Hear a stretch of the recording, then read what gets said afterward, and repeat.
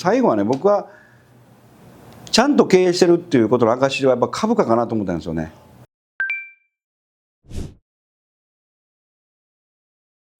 理念と経営プレゼンツ。今この中小企業が熱い。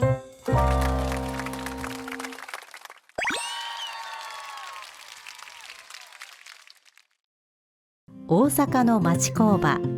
三木ブラストからスタートした STG は、マグネシウム部品の加工生産を強みに堅実な成長を遂げてきました。 STG のロゴには3期にちなんで、お客様、働く仲間、社会全体の3つが輝くという特別な思いが込められています。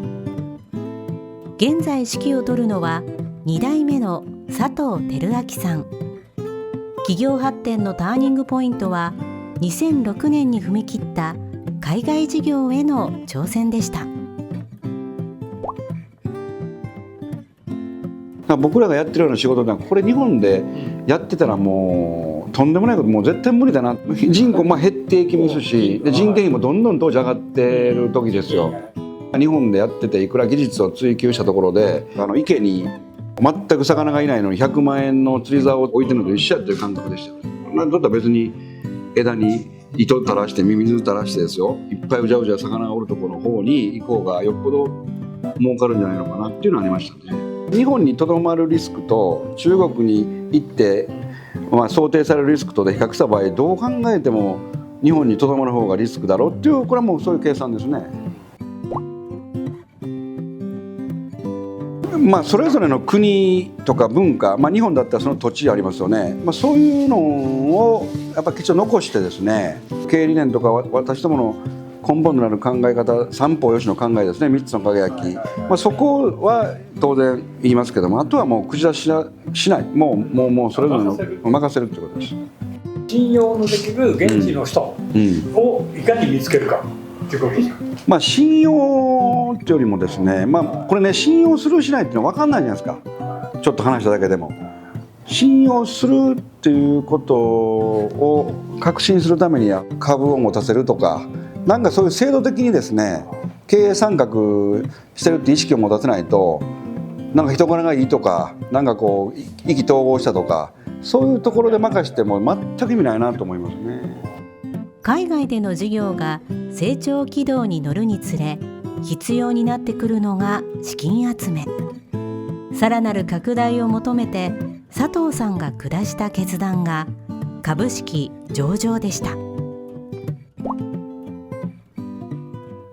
理念というかフェア、公正ってことですね。公正。フェア、いつもフェアって言いますね。それが前と三方よしで、最終的にはそれが3つの輝きっていう経営理念につながるんだと思うんですけど、でなんで上場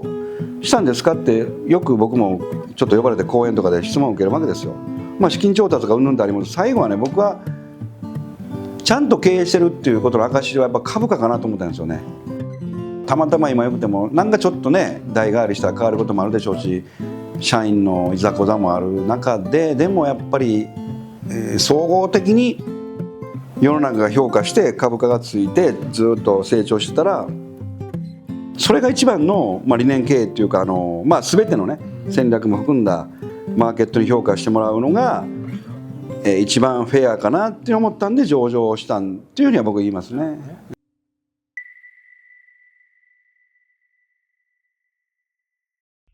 経営で最も大切なことの一つに、佐藤さんはフェアであることを挙げています。その上で上場後の厳しい世界で戦いながら気づいたのは、いい経営をしているかどうかは株価や時価総額でわかるということ。つまりマーケットの評価こそがいい会社の証だという確信でした。これからの展望もプライム市場に変更することです。プライムに東京証券取引所の最高の市場に変更すると。M&A もしていかないといけないでしょうし、新たな投資もしていかないといけないでしょうし、そのためにはもっといい人をね採用していかないといけない部分もありますし、で人材の教育システムとかそういうのも充実させていかないといけない。そういう意味ではもっともっと総合力を上げていかないといけないなっていうところですね。ポイントでそれは、いや人材育成重きを置くとか、社員さんの給料を上げるとかって、皆さんそういう会社も多いんですけども、いやもうそんな当たり前の話で、そんな含んだ上でね、もうプライム市場に行くんだと、プライム市場に行くためにはもうそういうことを全て網羅してやっていかないといけないっていうのは僕の結論なんで。